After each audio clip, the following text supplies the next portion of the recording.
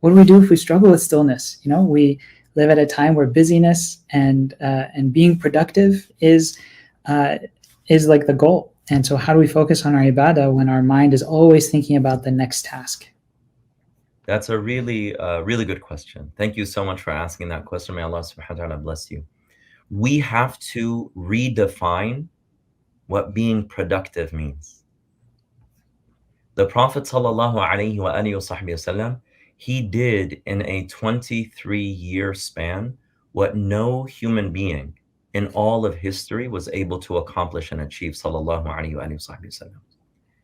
And if you look at his ibadah, he spent most of the night in worship. He spent his days serving the ummah and da'wah, but he spent his night in worship. So I think that we have to redefine what it means to be productive. And we don't define productivity by necessarily always outward tasks. I need to do this, I need to do that, I need to finish this thing and finish that thing. Now, once again, there's a time for that.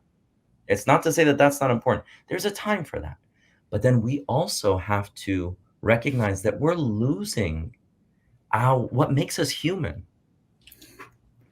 Right? SubhanAllah, I just came back from visiting overseas, and it's always beautiful to be in a country where they don't have as much internet.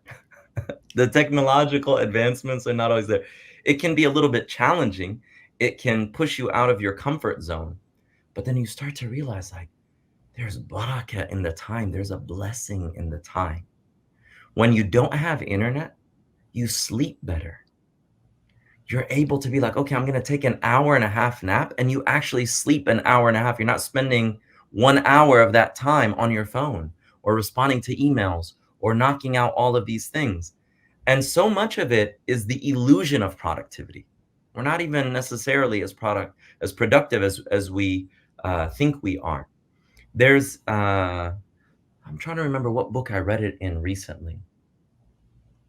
It might have been a book called Digital Minimalism, but I think it was something else that I was listening to recently or reading recently.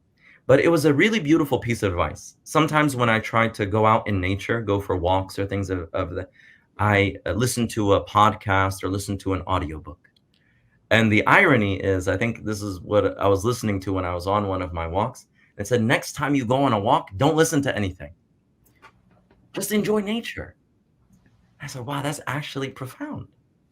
Just go out and listen to the birds. Go look at the birds. Go look at the flowers. That's not a waste of time. That actually helps us reconnect with our fitrah.